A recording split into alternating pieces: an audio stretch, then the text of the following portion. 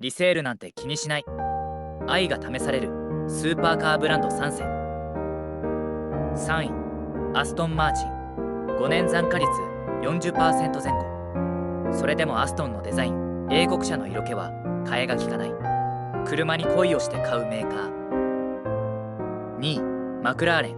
5年残価率は約 50%。特に通常モデルの値落ちが大きい。カーボンモノコック、サスペンションなど走りへのこだわりは超一流。マクラーレンは走りへの愛がないと買えないメーカー。1位、ベントレー。5年残価率約 40%。2トン超えの車体、6リットル W12 気筒エンジン、 4WD。 維持費を考えれば気絶するレベル。究極の GT カーへの愛がないと買えない。そんな W12 エンジンは2024年に生産終了。逆に今がチャンスかも。